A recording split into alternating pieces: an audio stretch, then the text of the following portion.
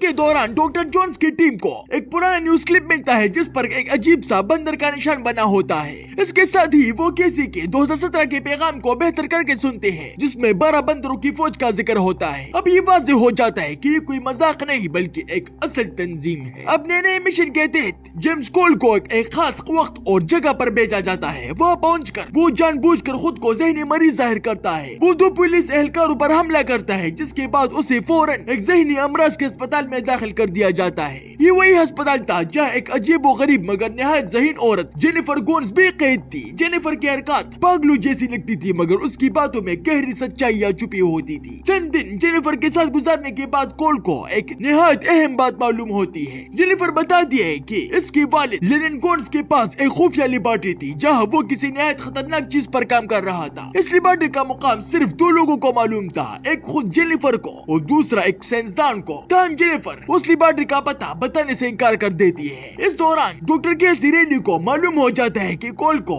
एक जहनी अस्पताल में बंद कर दिया गया है। वो फौरन वहाँ पहुँचती है और अपने डॉक्टर होने के इख्तियार का इस्तेमाल करते हुए कोल तक रिसाई हासिल कर लेती है। जब केसी और कोल बात कर रहे होते हैं अचानक एक खौफनाक मंजर देखते हैं। निकाबपोश अफराद का एक ग्रोह अस्पताल में दाखिल हो जाता है और जबरदस्ती जेनिफर को अगवा कर लेता है। इस ग्रोह का सरदार एक लंबा बूढ़ा शख्स होता है जिसे पेलेट मेल कहा जाता है। वो शख्स कोल को देख कर रुक जाता है और उसकी बाई गाल पर मौजूद एक निशान की तरफ इशारा करते हुए कहता है कि जख्म इसे कोल की वजह से मिला था। मगर कोल हैरान रह जाता है क्योंकि उसे इस आदमी से मिलने की कोई याद नहीं होती। कोल पूरी कोशिश करता है कि जेनिफर को बचाया जा सके मगर दुश्मनों की तादाद ज्यादा होती है। पेलेट मैन जेनिफर को लेकर फरार हो जाता है और कोल बेबस रह जाता है। कुछ देर बाद कोल को एहसास होता है कि अब इनके पास सिर्फ एक ही रास्ता बचा है। उन्हें उस दूसरे शख्स को तलाश करना होगा जो लेनिन की खुफिया लेबॉरेटरी के बारे में जानता था। मजीद तहकीक के बाद केसी को मालूम होता है कि जेनिफर माजी में अपने वालिद की लेबॉरेटरी में काम कर चुकी थी। वहाँ उसके साथ एक हेटी का डॉक्टर हेनरी भी काम करता था। एक दहशतगर्द हमले में लेबॉरेटरी के तमाम साइंसदान मारे गए और सिर्फ जेनिफर और हेनरी जिंदा बचे थे। बदकिस्मती से रिकॉर्ड के मुताबिक हेनरी 2014 में हेटी में एक गोली लगने से मारा गया था।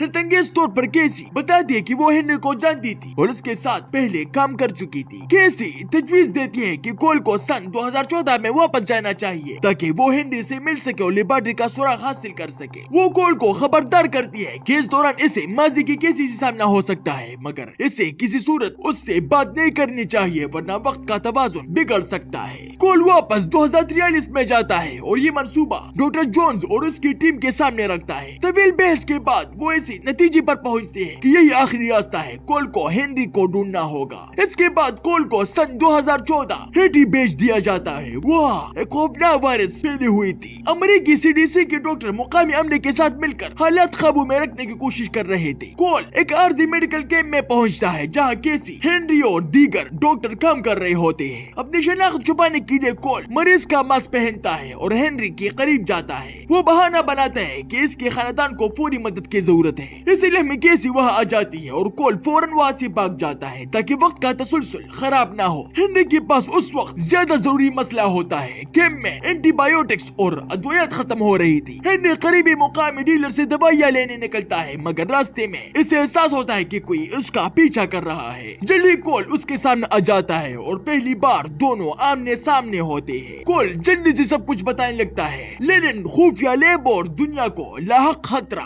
हेनरी फौरन सूरत हाल की संगीनी को समझ जाता है और मदद पर आमादा हो जाता है मगर वो पहले अद्वियात लेने पर इसरार करता है। दोनों एक करीबी मकान में दवाई लेने जाते हैं मगर अचानक हालात बिगड़ जाते हैं। पेलेट मैन कई मुसल्लह मुहाफिजों के साथ वहाँ पहुँच जाता है। हैरत की बात यह होती है कि उस वक्त इसके बाई गाल पर कोई निशान नहीं होता। वो कोल को नहीं पहचानता जिससे साबित हो जाता है कि ये इसके पहली मुलाकात है। कोल फौरन हमला कर देता है और पेलेट मैन के मुहाफिजों से लड़ने लगता है। इसी दौरान हेनरी वहाँ से भाग निकलने में कामयाब हो जाता है। आखिरकार कोल और पेलेट मैन आमने सामने आ जाते हैं। बूढ़ा होने की वजह से पेलेट मैन गैर मामूली तौर पर ताकतवर होता है मगर कोल एक बोतल उठाकर उसके चेहरे पर दे मारता है। यही वो लम्हा होता है जब पेलेट मैन के बाई गाल पर वो मुस्तकिल निशान पड़ जाता है। जख्मी होकर वो पीछे हट जाता है और फरार हो जाता है। अलबत्ता कुछ देर बाद कोल हेनरी को ढूंढ लेता है और उससे खुफिया लेबॉरेटरी का मुकाम पूछता है। हेनरी बताता है कि इसे खुद भी मुकाम मालूम नहीं था क्योंकि साइंसदानों को आंखों पर पट्टी बांध कर वहाँ लाया जाता था। अलबत्ता वो यही जरूर बताता है कि हमले से कुछ अरसा पहले लेबॉरेटरी में एक